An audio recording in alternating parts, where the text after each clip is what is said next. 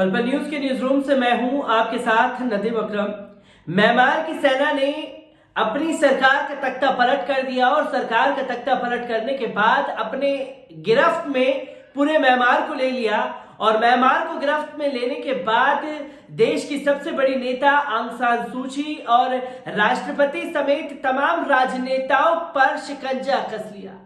और इस पर शिकंजा कसने के बाद अंतर्राष्ट्रीय स्तर पर किस तरीके से म्यांमार की सेना के लिए आवाज बुलंद हो रही है, इस पर भी गौर करने का विषय बन चुका है। और इंटरनेशनल मीडिया इस पर क्या कुछ कहता है, इस पर भी गौर करने का विषय है। पर इस बीच सबसे ज्यादा ध्यान केंद्रित किया तो यूएनओ के बयान ने। संयुक्त राष्ट्र संघ ने साफ तौर पर चिंता जाहिर की है कि म्यांमार में अभी इस वक्त जो 6 लाख रोहिंग्या मुसलमान रह रहे हैं उनका ये सेना नरसंहार कर सकती है। आखिरकार यूएनओ ने क्या कुछ कहा है, एक बार उस पर नजर डाल लीजिए। संयुक्त राष्ट्र संघ ने म्यांमार की वर्तमान स्थिति की दृष्टिगत वहां के रोहिंग्या मुसलमानों के बारे में गंभीर चिंता जताई है। म्यांमार में सैन्य विद्रोह के बाद वहां पर बाकी रह जाने वाले रोहिंग्या मुसलमानों की स्थिति के संबंध में अंतर्राष्ट्रीय स्तर पर चिंता जताई जा रही है। राष्ट्र संघ ने चिंता जताई है कि म्यांमार में सैनिक विद्रोह से उत्पन्न होने वाली स्थिति वहां पर रहने वाले अल्पसंख्यक समुदाय रोहिंग्या के लिए समस्याएं खड़ी कर सकती हैं। इस संबंध में राष्ट्र संघ के महासचिव के प्रवक्ता स्टीफन डुजारिक ने कहा है कि हालिया परिवर्तन बांग्लादेश से रोहिंग्या मुसलमानों की स्वदेशी वापसी पर नकारात्मक प्रभाव डाल सकते हैं। उन्होंने कहा कि हमारी जानकारी के अनुसार इस समय म्यांमार के अरकाना प्रांत में कम से कम 6 लाख रोहिंग्या मुसलमान जीवन गुजार रहे हैं। राष्ट्र संघ के महासचिव के प्रवक्ता ने कहा कि ये स्वतंत्रता के साथ आ जा नहीं सकते। उन्होंने कहा कि म्यांमार में रहने वाले रोहिंग्या मुसलमानों के पास स्वास्थ्य और शिक्षा जैसी मूलभूत चीजों की भी कमी है। उल्लेखनीय है कि सन 2007 में म्यांमार की सेना ने रोहिंग्या मुसलमानों का जनसंहार किया था, जिसके बाद 6 से 7 लाख रोहिंग्या मुसलमान डर के कारण बांग्लादेश पलायन कर गए थे। पिछले 5 वर्षों के दौरान म्यांमार के सत्ताधारी दल ने इस देश में रहने वाले रोहिंग्या मुसलमानों के विरुद्ध कई अमानवीय कार्य किए थे, जिससे उनका जीना दूभर हो गया था। तो दोस्तों, आपने देखा कि यूएनओ के इस बयान को सुना, जहां पर गुतरेस ने साफ तौर पर कहा कि जो रोहिंग्या मुसलमान वहां रह रहे हैं, ये कड़ा विषय बनता है कि उनके साथ ये सेना किस तरीके का रवैया करेगी, क्योंकि सरकार के रहते हुए भी रोहिंग्या मुसलमानों का नरसंहार तो रुका नहीं था। पर जो लोग बांग्लादेश में अपनी नजरें म्यांमार की तरफ देख रहे हैं, जो बांग्लादेश में 8 से 10 लाख रोहिंग्या मुसलमान बसे हुए हैं, उनके लिए भी चिंता जाहिर की है। साथ ही साथ जो 6 लाख रोहिंग्या मुसलमान म्यांमार में मौजूद हैं, जब सेना ने पूरी म्यांमार को अपनी गिरफ्त में ले लिया है, तो उनके साथ किस तरीके का हश्र होगा या उनका किस तरीके से नरसंहार किया जाएगा और उनके नरसंहार की खबरें बाहर आ भी पाएंगी या नहीं आ पाएंगी, इसके लिए कड़ी चिंता जाहिर की है यूएनओ ने। पर इस बीच सबसे ज्यादा ध्यान खींचा है अंतर्राष्ट्रीय स्तर पर जो मीडिया आवाज उठा रहा है। लंदन में प्रकाशित होने वाले अल कुद्स न्यूज़पेपर ने जिस तरीके से म्यांमार की सेना के इस हथकंडे के बारे में छापा है, आप लोग एक बार उस पर भी नजर डाल लीजिए। लंदन से प्रकाशित होने वाले समाचार पत्र अल कुद्सुल अरबी में म्यांमार के हालात और आंग सान सू की की भूमिका पर पढ़ने योग्य चर्चा की है। म्यांमार के जनरलों के मुंह को सत्ता लग चुकी है, इसके लिए वे बार बार और विभिन्न बहानों से सरकारों का तख्ता पलट करते रहे हैं। इस बार उन्होंने पिछले नवंबर में होने वाले चुनाव में धांधली का बहाना बनाया है। धांधली का दावा बेहद कमजोर है, क्योंकि आंग सान सू की पार्टी को जबरदस्त वोट मिले थे और सेना के समर्थन में आने वाली पार्टी को बस 33 ही वोट मिल पाए थे, जबकि सत्ताधार पार्टी 396 सीटें ही ले पाई थी। म्यांमार के हालिया चुनाव में ईसाई और मुस्लिम अल्पसंख्यकों को, जिनकी संख्या बहुत कम भी नहीं है, भाग नहीं लेने दिया गया। इन लोगों के क्षेत्रों में मतदान ही नहीं हुआ और इसके लिए ये बहाना बनाया गया कि वहां पारदर्शिता के साथ मतदान नहीं हो सकता। हैरत तो इस बात पर है कि म्यांमार की सेना ने चुनाव के परिणाम स्वीकार किए थे।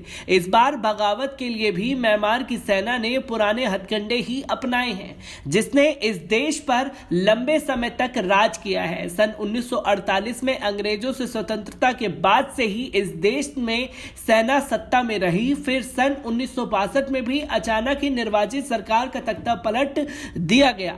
इस बार भी सेना ने बहाना बनाकर सत्ता पर काबिज कर लिया है और खबर है कि वह सन 2008 का संविधान भी भंग करना चाहती है। इस तरह से सेना सन 2015 के अपने उस वचन को भी तोड़ रही है जिसमें उसने देश के प्रजातंत्र के समर्थन की प्रतिबद्धता प्रकट की थी।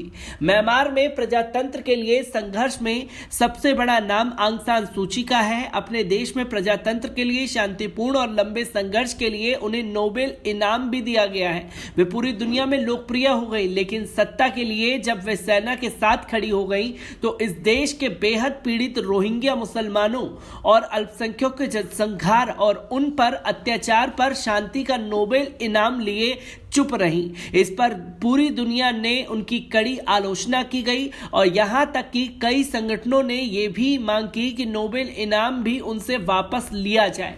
म्यांमार के रोहिंग्या मुसलमानों को नागरिक अधिकारों, मतदान के अधिकार और नागरिकता के अधिकारों से ही वंचित नहीं किया गया, बल्कि उनकी बड़ी संख्या के घरों और खेतों को जला दिया गया। म्यांमार की सेना ने उन पर इतना अत्याचार किया कि इस प्रकार से उनका जनसंहार किया कि वे अपना घर बार छोड़कर भागने पर विवश हो गए और इस समय वे बांग्लादेश सहित पड़ोस के कई देशों में बेहद दयनीय दिशा में जीवन व्यतीत कर रहे हैं। म्यांमार के रोहिंग्या समुदाय के गांव जला दिए गए और संयुक्त राष्ट्र संघ ने अपनी रिपोर्ट में उनके जनसंहार और उन पर होने वालों अत्याचारों का उल्लेख किया, लेकिन पूरी दुनिया उस समय आश्चर्यचकित रह गई जब सन 2019 में शांति के लिए नोबेल इनाम पाने वाली आंग सान सूची अंतर्राष्ट्रीय न्यायालय में युद्ध अपराध के आरोपियों का समर्थन करती नजर आई। मानवाधिकारियों की दसियों संस्थाओं द्वारा दायर किए गए मुकदमे में उन्होंने म्यांमार की सेना के रोहिंग्या मुसलमानों के खिलाफ जातीय सफाई में लिप्त होने का खंडन किया। रोहिंग्या समुदाय की निर्मम हत्या, उनकी महिलाओं के बलात्कार, विस्थापन के समय म्यांमार की सेना का साथ देने वाली आंग सान सूची को आज उसी सेना ने तगड़ा झटका दिया है। सेना के अपराधी में भागीदारी सूची ने निश्चित रूप से अगर सेना का साथ इस तरह से ना दिया होता तो शायद वे आज इतनी आसानी से उनका तख्ता पलट ना कर पाती। तो दोस्तों, आपने देखा कि यूएनओ ने क्या कहा और लंदन के प्रकाशित होने वाले उर्दू अखबार में क्या छपा है, जिसमें साफ तौर पर उर्दू अखबार ने यह कहा है कि आज म्यांमार की जो नेता है आंग सान सूची, उन्हें सिर्फ इसलिए शिकंजा कसा गया है और वो वक्त रहते अगर सेना के ऊपर शिकंजा कस लेती तो शायद ये ना होता, क्योंकि जब 2005, 2007, 2017 में रोहिंग्या मुसलमानों का नरसंहार किया जा रहा था, तब 2017 में खामोश बैठी हुई थी।